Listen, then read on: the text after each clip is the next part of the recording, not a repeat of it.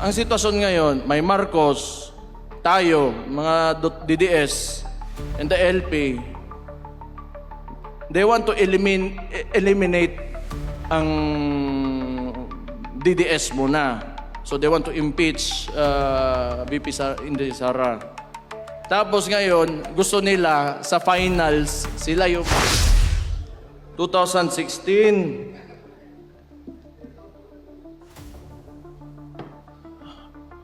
Yung tatay ko, si former Rodrigo Roa Duterte, tumakbo. Uy, hindi yun utot ha? Ng presidente. Nagsimula siya, may survey, 15 to 20%. Okay? Ngayon, lumabas siya sa kampanya at sinabi niya, dalawa lang ang plataforma niya.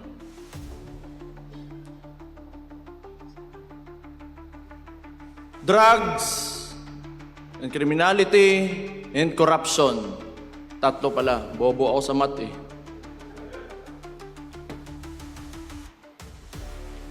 Noong panahon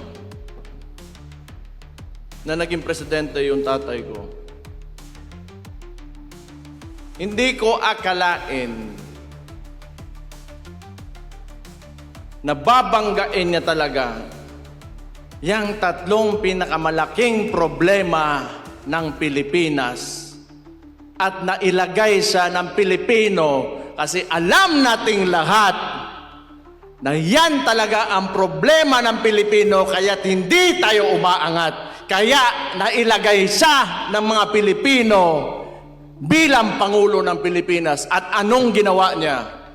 Inalis niya lahat yon at kung anong sinabi niya sa entablado, talagang ginawa niya.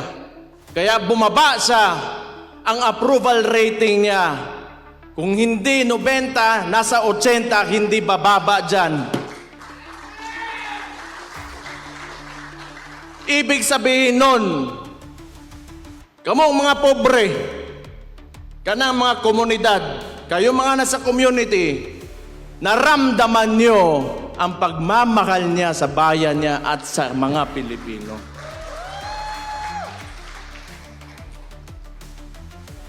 Ngayon, because my father, his core, is a lawyer. He doesn't want to amend the Constitution, to change the laws or whatever to extend these terms. Because he respects the Constitution. Ngayon, tatanungin ko kayo. Kung kayo pagpipiliin nung panahon na yon, kung kayo lang, hindi galing sa kanya, itutuloy nyo ba yung termino niya? Itong si Marcos,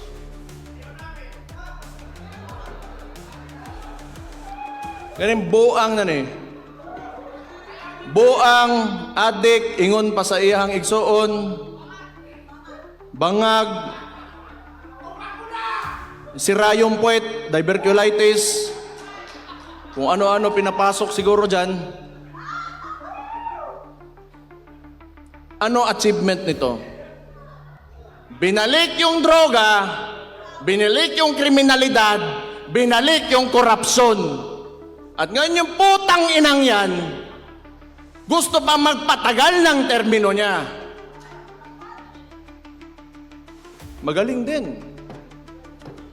Sa kawalang hiyaan ang pukin ng inang yan.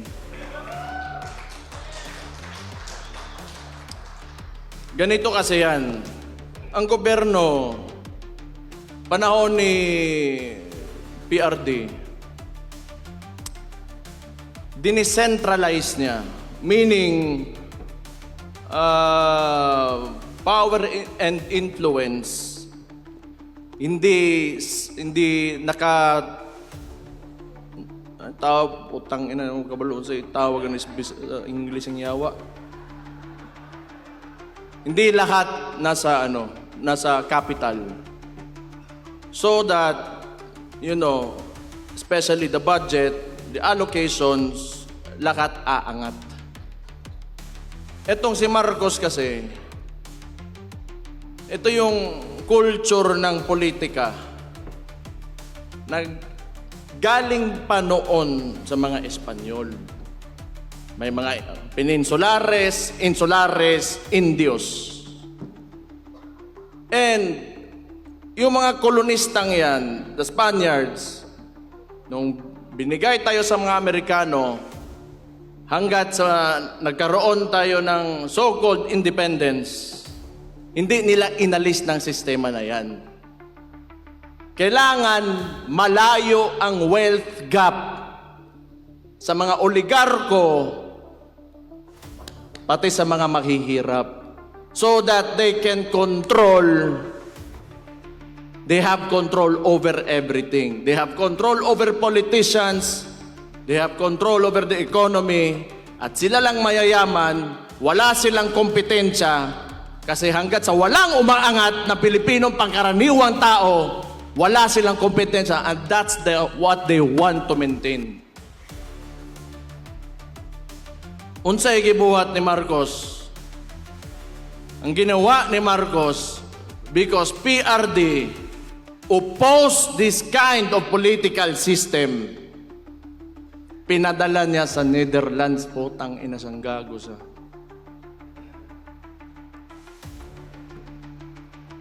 Mali and Niger had a joint statement that the ICC is an instrument of neo-colonial powers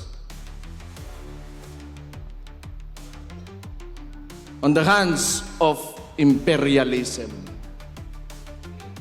Tanawan ninyo, ano pang bumalik dito sa Pilipinas? EDCA sites. Kung kailan yung panahon ngayon, nagkakagulo, nagmamahal yung preso doon sa Gulf area, sa Middle East.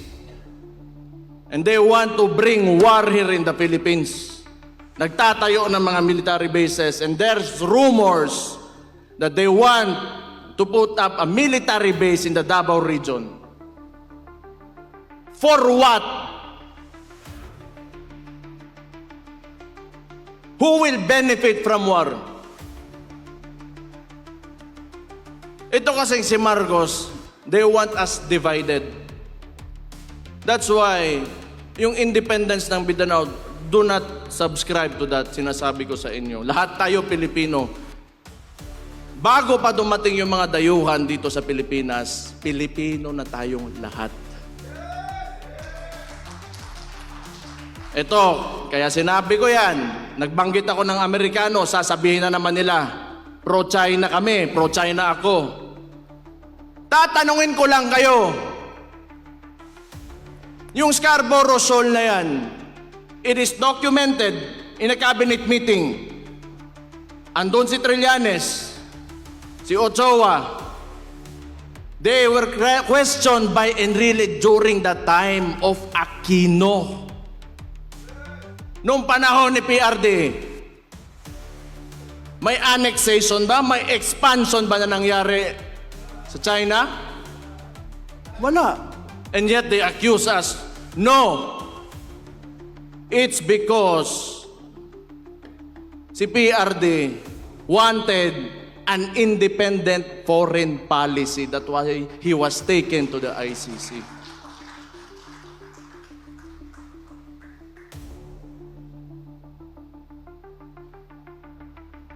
Muli na ta. Ahama mga taga Davao Oriental drebe. Tingog mo.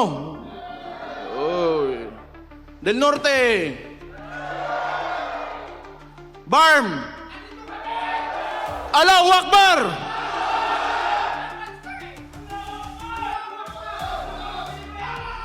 Davao del Sur. Uy, gibutang mo mas likod, luuya gud ninyo. Occidental. Usara ka buok. Di, bitaw.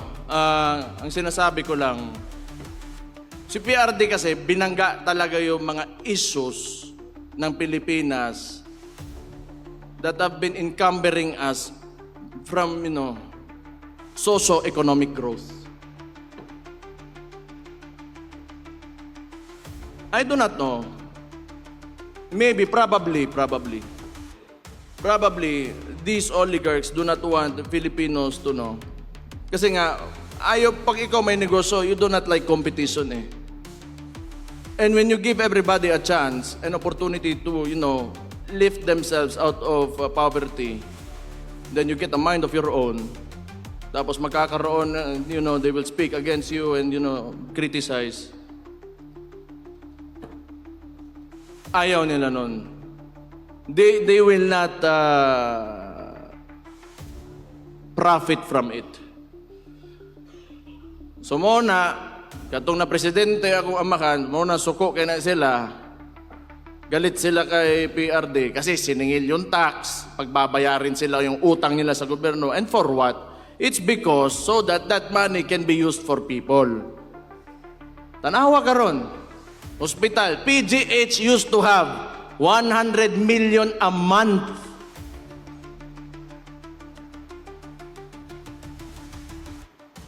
Nasaan ngayon? 60 billion, nakita nyo kanina. Kinuha sa PhilHealth. Minimum wage earner. Kung magkasakit ka, bibili mo ng gamot. Ano pambili mo ng bigas ngayon?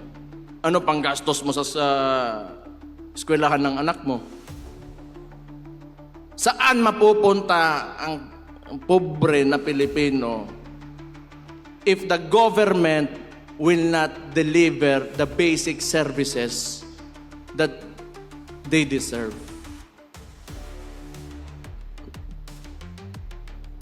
Do you think pag ito tuloy-tuloy pa rin, may bansa pa tayo? Do you think na we will have our children will live in a future where they can live comfortably?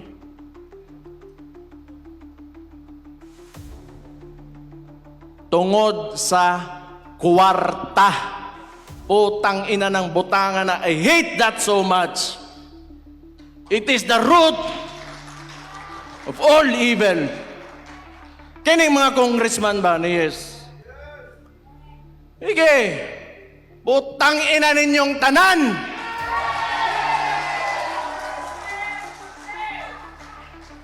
Kamo, musod mo og politika. Papasok kayo ng politika. Para mong kwarta lang. Bakit nandyan pa kayo? Bakit? You just want yourself to, you want everybody to see that you have a better house, a better car, you are richer than anyone else in your community? Yan lang? Para sa kinabukasan ng bayan natin? Utang ina, umalis na kayo dyan.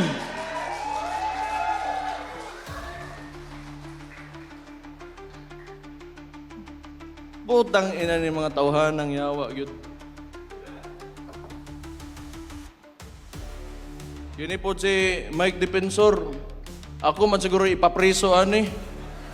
Pero mauuna yan si Harold Respicio.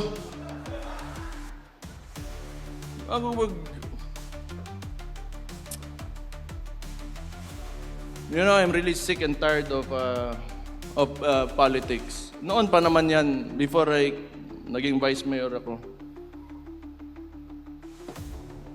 Isa pang binalik ng adik na pangulo na sabi ng kapatid niya, hindi, kailangan ko i-put into para sasabihin naman ni Matibag na, oy, sinabihan mo adik, ikukulong ka, pusasan ka, pakyo ni mong buhanga ka.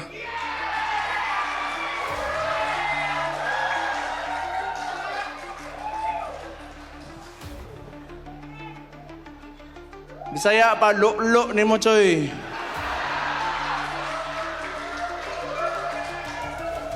You know, tama si Mike. This is not even a silent martial law. It is martial law without declaring it formally.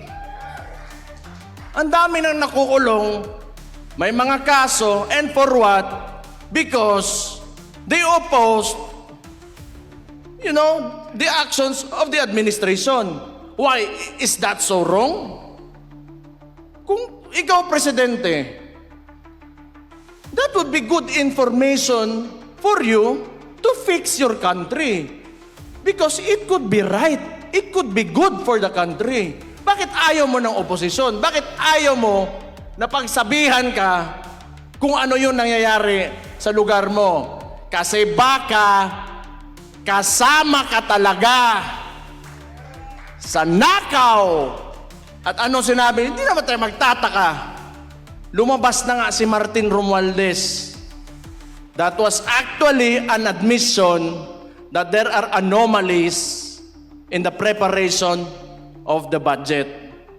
Ang sinabi niya lang, hindi siya ang mastermind. And who is higher than Martin Romualdez? Sino susunod? Sino paperman ng budget? Ferdinand Bongbong Marcos Jr. Adik Bangag. Sabi ng kapatid niya.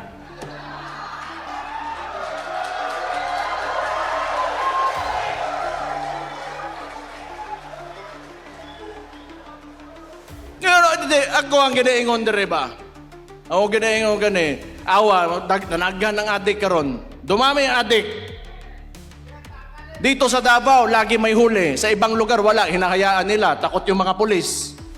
Kasi pag hinuli mo adik, magagalit si Bongbong. Kasi adik daw siya, sabi ng kapatid niya. Oh, ano mangyayari ngayon? Yung mga pamilya, sira. Breadwinner, yung tatay. Pag nagsabuyan, wala na, sira ulo, ayaw magtrabaho, bubugbugin yung asawa. Ano mangyayari sa household? Wasak yung pamilya, yung mga bata, saan papunta? Hindi papasok ng paaralan.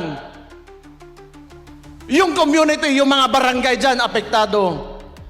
Sino nagbabayad ng buwis? Sila mismo. The driving force of our economy are the communities. Ang kapobrehon ay mong pasagdan na mabuang. Naapatay Chief PNP mo ingon lang. Sasabihin niya lang, pampahaba lang ng oras sa trabaho ang putang inang drugs na yan. Tanawa unsa ka bangag ng presidente na, and you allow your Chief PNP to say that without reprimanding him. Tanaw ninyo, tingin nyo ba may kinabukasan pa ang Pilipinas pag nagpatuloy ito? Tangtangan yung Marcos dito. Ayaw ako, ako'y mapriso. Kitang tanan siguro. Utang ina ni.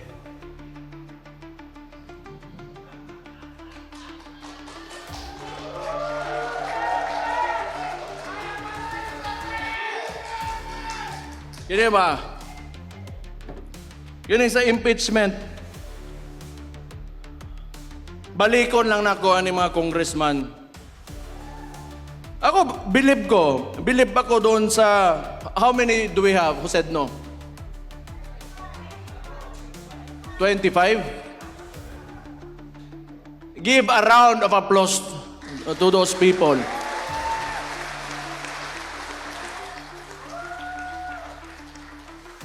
Butang yan kamo, taga Davao, pangampanya ito ninyo dito sa Manila. Kay tabangi ito ninyo. Itong mga ni Nogyo daning kuhan. Kana na yung mga itlog na mga congressman. Mutang ina nila. Kaya managis, wag nyo na. Ano nga yun? 20 million. 5 million MOOE. 20 million outright cash. 5 million MOOE. Then 200 million budget. Si Dimple Mastura nag-no, di ba? Oh. Ha? Abstain. Nasto nga. Okay na. Pwede no, pwede yes. 200 million budget. And, ito pang narinig ko, Constitutional Assembly to extend the term of the incumbent politicians. That means, including the congressman. So, kung nakinig lang kayo sa akin, before the midterm elections, I already said this in Cebu, I said this everywhere I went. Yung bangag na yan, ayaw bumaba. Kasi alam niya, pag bumaba siya, makukulong siya.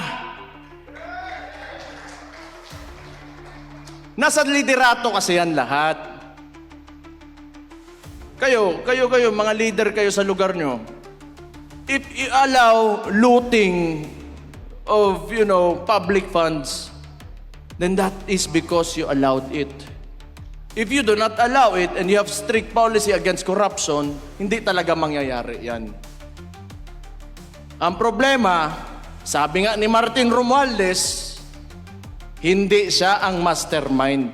And sino yung leader? Sino yung ulo ng Pilipinas ngayon? Si Marcos. I do not know if Martin was pertaining to kaning adik nga bangag nga way uwaw bawba nga presidente nato. Ingon siyang igsuon ha. Sabi ng kapatid niya, ang bahog-ba, totoo yan kasi kausap ko yan kasi tinulungan ko yan yung kampanya. Naamoy ko, ang bahog-ba, ang tawanan Pero noon, sa totoo lang, naloko rin talaga ako. Akala ko, wala lang, parang walang buot lang talaga to. Parang bata lang ba? Ngayon, bata talaga at adik pa talaga, sabi ng kapatid niya.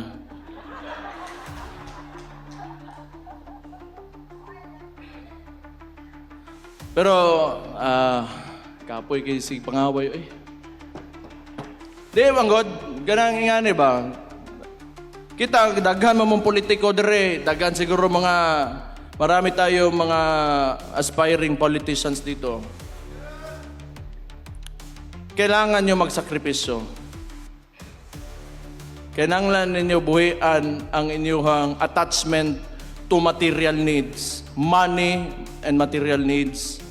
Attachment to power. Attachment to... kasi hindi talaga aangat yung bansa natin if we go into politics para lang sa sarili natin. Okay lang. O gihatag, ibigay ng Diyos sa iyo, ihatag sa Ginoo sa imuha, nga musaka kasi imong kinabuhi, in whatever way, maayo, og naa, maayo, og wala, o kirabod. Pero do not ever forget the people around you that voted for you.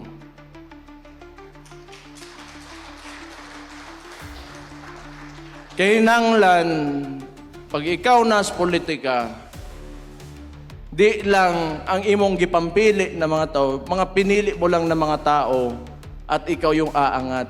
Unahin mong angatin yung mga tao. Huli ka na talaga. Maunang politika.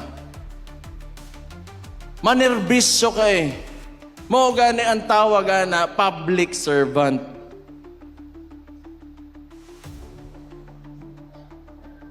Ako, honestly, kapoy naman ko. Kapoy na ko ba? Kung naalay mo, kung naay mo pilde sa kuadres Davao, di okay. Bot pasabot, pas maayo na siya nga taon ako. Kay, I do not want to work in government for a president na ganito. Because nothing is happening. The people are suffering more and more, and I do not want to be a part of it. Na complicit ko sa nangyayari sa mga tao ngayon. But fortunately for me, Davaoenos, Davao region, are very resilient people. Mabuhay raman tag. Mabuhay raman ko tag ginamos. Kaya kanang nilungag nga saging, okay na. Pero kani mga tao sa mga urbanized sections of the country, medyo lisod eh. Dire natay prutas, natay bugas. Di man permi pod pero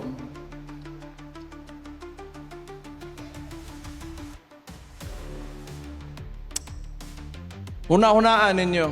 You should think about it. We have to do more. We have to do more. We have to push harder. We cannot allow this administration to go beyond 2028.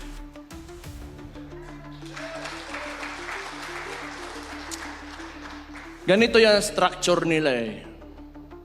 So ngayon, they are supporting the left, the extreme left, mga makabayan, the NPA, because, and probably, coming from the statement of Marbil, that drugs is only to extend the work hours of people.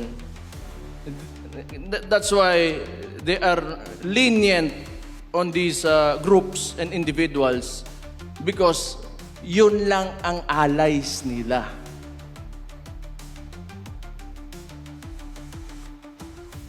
Lahat nga talaga na inayos ng previous administration by PRRD, binalik talaga ni Marcos. And look at what happened. Look at what is happening to us now.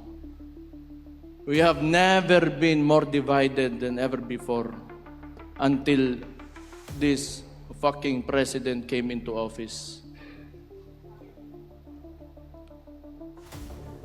So anong gagawin natin? Since the Vice President has already announced her candidacy for the 2028 elections, ngayon pa lang, magsisimula na tayo.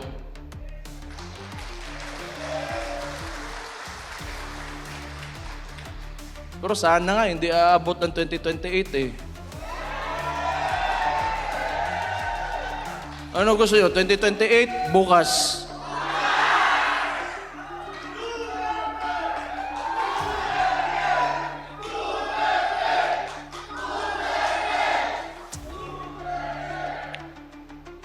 Kana, ginas inyo hagyod. Tanaw ninyo na ako'y pangutana sa inyo kita mga Kabisayaan ba? Kunaan ng Malacanang dire, humana ni ugma no?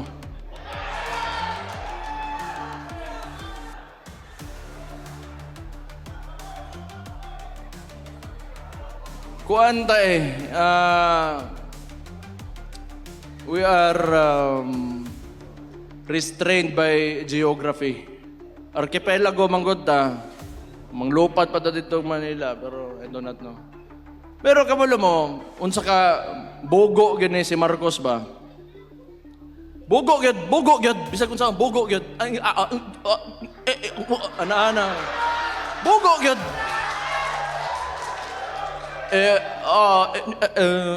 Wala tayong magagawa. Oh. Pag may nangyari, wala tayong magagawa. Kaya natigpan nyo. Limpyo tayo ng white powder dire. Usa mo chinchanso? Ilong.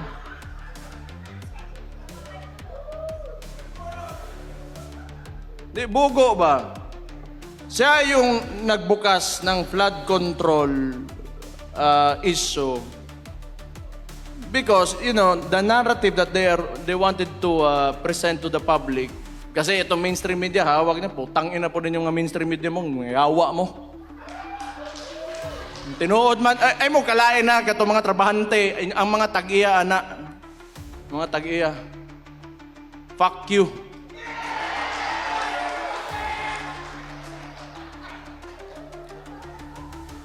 So they wanted to, form this narrative that Marcos, Bongbong Marcos, is the savior.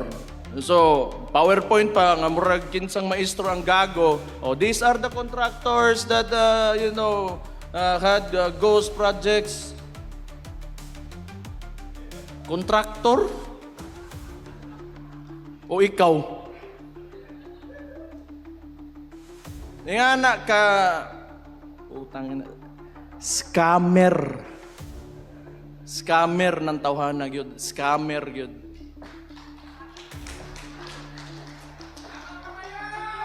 Hindi, kita nyo naman. Magkasama sila ng kapatid ko, ng Vice President. Ito lang yung, I want to put out this argument ba. They started destroying the reputation of the Vice President with the 125 million confidential funds. But how much have we lost? How much money have we lost in the flood control projects? More or less $2 billion. And now they want to impeach the Vice President? Sige, sabihin na natin na totoo yan dalawa. Just to be objective about the issue. 2 billion against 125 million, who will you impeach first? Putang ina ng gago. Anyway, optics kasi yan. And when 120 billion wasn't enough, ginawa na nilang 6 billion, they added more figures to it. Yan, gago na mainstream media yan. Yan yung ilalabas nila so that people they want to influence the people. Because mainstream media is stitched with pop culture. And people do not, are used to looking at mainstream media and pop culture. Kaya yung tao nagugoyo ng administrasyon na to kasi hawak nila yung media eh. So anyway, alam ko naman, isa-splice pa rin nila yung sasabihin ko. But again, fuck you.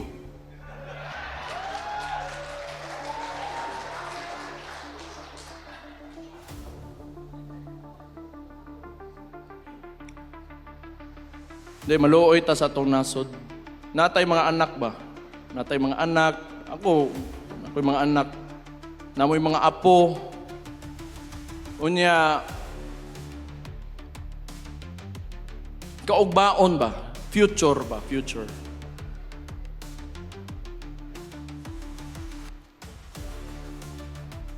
Hindi, ayoko yung mga anak ko na maglalakad. If they had to walk around the city or out on the streets and they get mugged, hold upin sila. Or maybe some people will entice them to do drugs with them. Job opportunities are scarce. Wala silang papupuntahan. May natapos pero walang trabaho. Because of mismanagement of this current government. So ang tingin ko, 2028 man talaga ang... It really depends on how you would approach the situation. If we see a lot of people, who want to, take Marcos out of office, then that could happen. But if not, there is 2028. So kaya sinasabi ko, we should start now because we are facing an administration that will use all the money that you paid as taxes in this government against BP Inday Sara Duterte. That is what happened in Congress.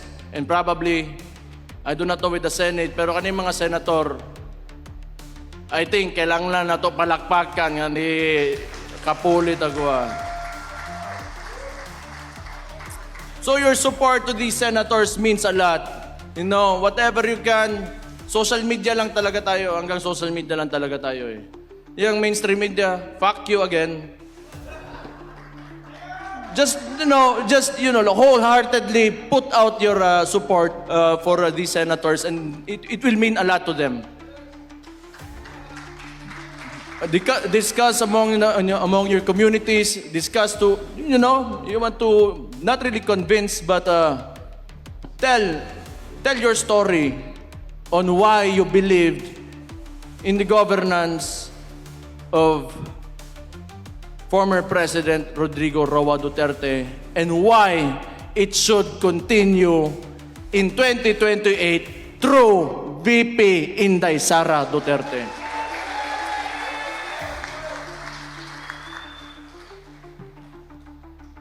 Guol ta sa atong kaugmaon, good. Sayang, manggod. Sayang. You know, everywhere I go, kaya tanongin nyo, taxi driver,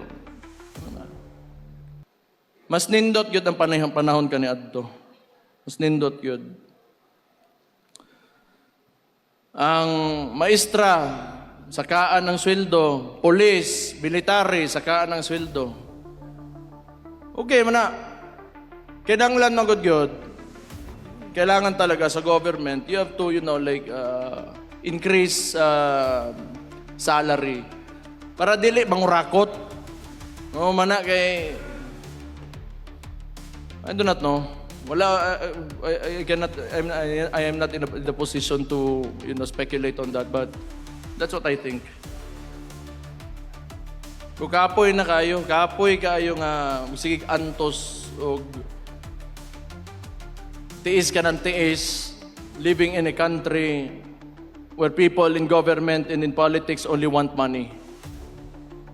Hustle na kayo na. So, not lang, we will see. 2028, tao na to, unsay mahitabo. Pero, inshallah,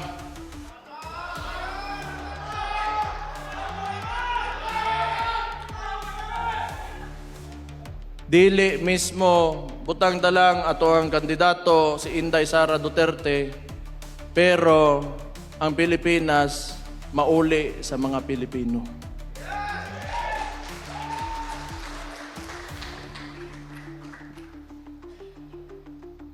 Tama na to, kapoy naka-istorya diri, paningtan ako. Ay, tama day. Namo ko istorya. Basta ikaw rin. Ako, unahan ko muna sila John Vic at saka Auntie Claire. Auntie Claire, si Mayor Baste, kung ano-ano na pinagsasabi, hindi naman totoo yun.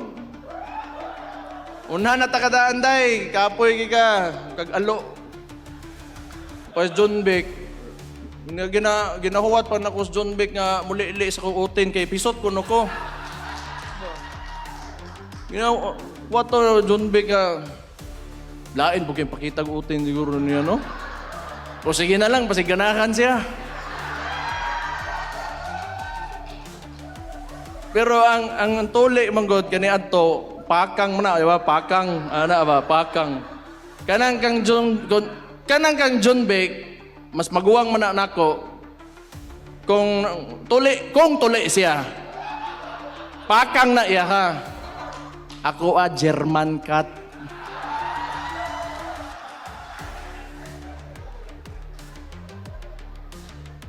Yawa, basta DILG secretary, moro na mo ingnon, unsa man ka eh.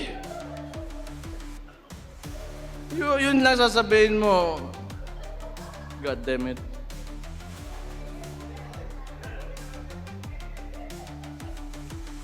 Nawala na yung usapang drug test eh, so penis test na yung susunod. Kung support o hindi. Bitaw.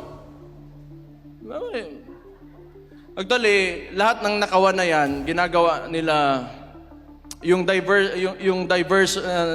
diversionary tactic, yung impeachment kasi talaga, so that they can continue to loot the money of the people, taxes that you pay. So, tayo kuha na.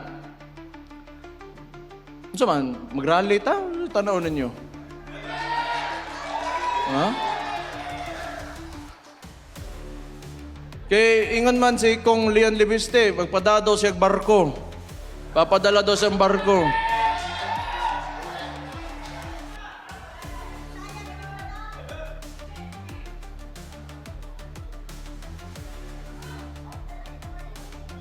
Pero I do not think kung 2 years, etong 2 years na to, mas lalala pa yan.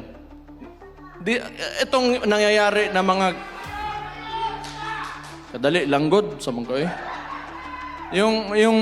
yung ginagawa ng administration weaponizing the bureaucracies and the departments of the administration, the government, mag-i-intensify pa yan. I told you. Tingnan nyo anong nangyari sa Senate. Tingnan nyo nangyari sa Senate. Nagputukan. Kaya gusto na naman nila kunin si Bato, ipadala doon sa ICC. Nalungkot ako.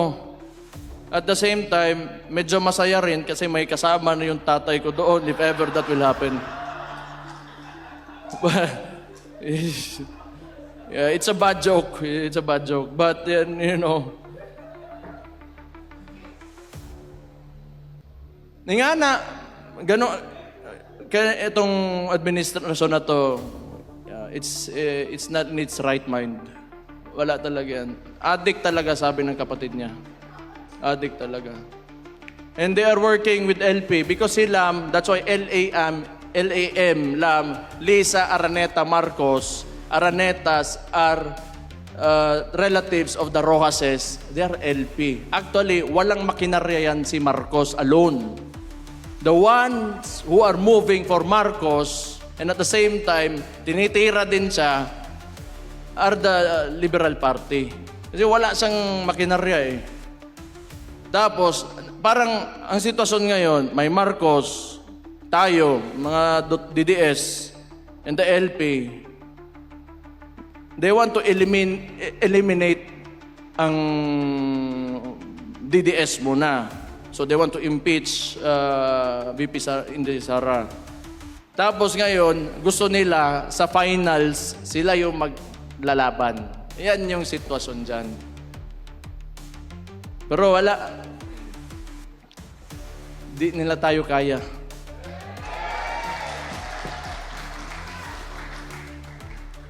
Wala namang alam kasi talaga yung mga gago na yan. Talaga walang alam, putang ina. Kasi nga, sinabi ko, tulad ng Scarborough Shoal, you know, yung mga left na yan, sila man nasasabi, China, o sino ba? Trillanes, LP. Saan naman nag-backdoor nun? Kinesyon sa nga ni Enrile. Putang ina. EJK. O, kani ha? EJK.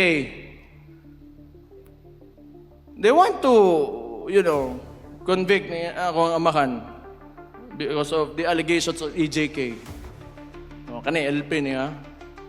Kanang Tarlac, sa mga kuwang ko na relatives na sa mga Aquino. Ang Hacienda Luisita. Oh. Kuwang ko day. Diba mo, ibutang ninyo ang tao dito sa Netherlands, sa ICC. Because he fought against drugs that destroys communities. And yet these people are silent about Hacienda Luisita, who wanted land reform, who wanted their land back. Unsa ka ipokrito ni mga tawhanan ni. Oo, kasabot gyud ana nila. Nga sige sila balik-balik og EJK. Tanawa karon. bumalik si Mabilog, bumalik si De Lima, and they are alleged narco-politicians. Ni daog pag yun tong nagpapusil-pusil, bitaw diri siyang bukton. Kerwin, yawa na mayor pambuang, no? Kuya, usad ba? Tagigit. Wala yun. Bumalik talaga lahat ng problema na nawala na sana. So, anyway, wala naman din talaga ako sasabihin. I just want to thank you for all of you for spending your time here. I just want to tell you, like, we should think about the future. We should think about our children, your grandchildren. We should aim for a better country, much better than this one, a lot better than this one.